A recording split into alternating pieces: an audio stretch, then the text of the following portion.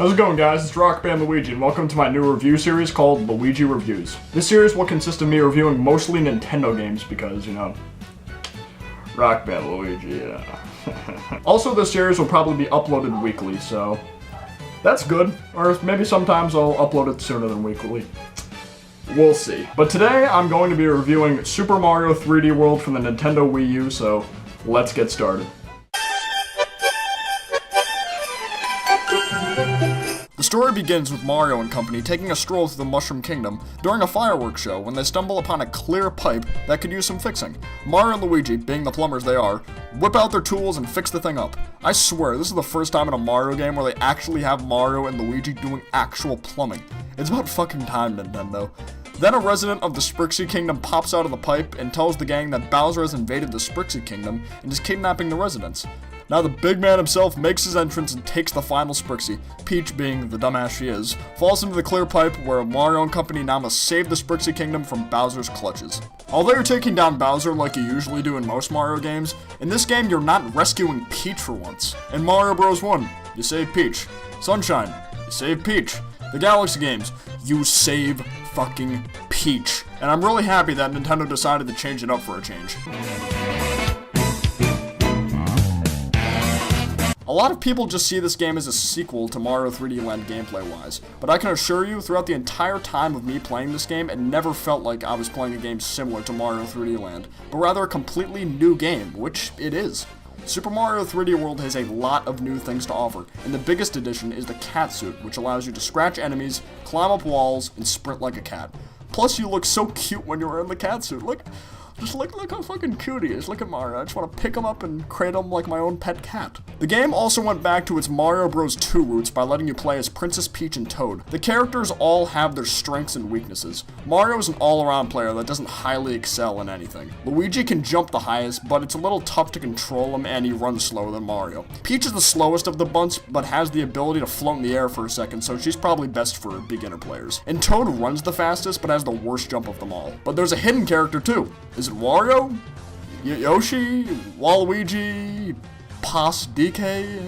Nope, it's Rosalina, who can be unlocked after completing the level Super Galaxy and World Star. You could use all these characters and play 3D multiplayer with friends and family. Although it was really sweet to see multiplayer in a 3D Mario game that isn't a spin-off, at times I felt like the multiplayer made levels harder to complete rather than easier due to the bad camera angles and not being able to use the bubble in midair anymore like you could in the new Super Mario Bros. Games. And the levels with the red and blue flipping platforms, it was nearly impossible to do with multiplayer unless you jumped in unison with your friend and were on the same color, and there would be so many times where I would jump without thinking and I would end up killing one of my friends or family members. Like so.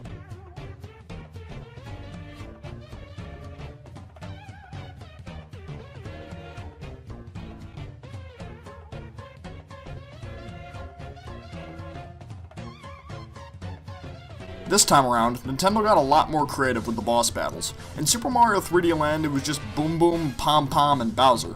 But in Super Mario 3D World, they got bosses like Motley Boss Blob, Histocrat, Prince Bully, and the giant boulder that looks like a Mega Golem. 7th Gen confirmed. Not to mention this game is visually beautiful. The colors really pop out at you, and in rainy levels it looks like that your character is actually wet. And the same goes for the enemies in those kinds of levels. Nintendo made a bunch of new enemies and brought back some old ones too.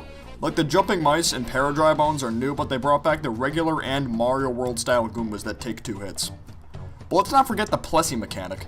In some levels you had to ride on the Water Dino named Plessy in order to get through certain levels. Plessy was a lot easier to control than I thought. You know why? Because you didn't have to use motion controls. In Galaxy 1 and 2, when you used motion controls to control Fluzzard and the Manta Ray, it was really tough to get used to.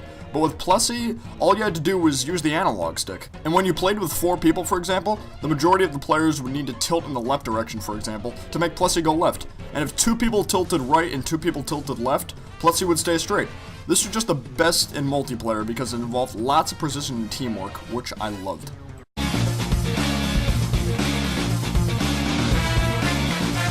Once you defeat Cat Bowser in the final world, yes, Bowser gets the power of the cat suit in the final fight, You now have the ability to go to World Star, which is the first of the special worlds. And my god, do the overworld maps of these worlds look great. They got starbits in the background. Starbits. It feels like I'm playing one of the Mario Galaxy games. But this is when things start to get really challenging and the worlds have up to 9 levels rather than the usual 7. And now you need a certain amount of green stars to unlock the final levels in each special world. World Star is probably the most fun because it has original levels. World Mushroom and World Fireflower are more challenging versions of previous levels in the game, with slightly different scenery in some of them.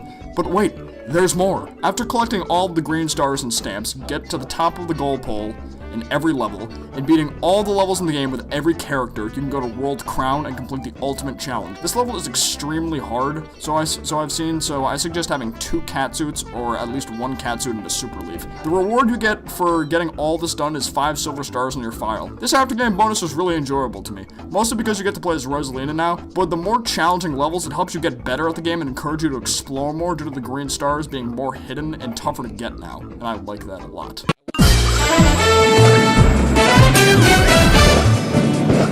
Nintendo really redeemed themselves with this game because with the new Super Mario Bros. Games, it was just basically the same thing. Like, New Super Mario Bros. 2, Wii, and the DS version were all pretty similar, and the Wii U version as well. It was all, like, basically the same game, and it really was not the case with this game. The only real complaints I had with this game were the bad camera angles and multiplayer, and it wasn't really too much of an original Mario game. But all in all, my overall rating of this game is a 9.5 out of 10. Thank you guys so much for watching this video. Be sure to leave a like and a comment and subscribe to be updated for future uploads. But for now, I will see you guys next time. Peace out, take care.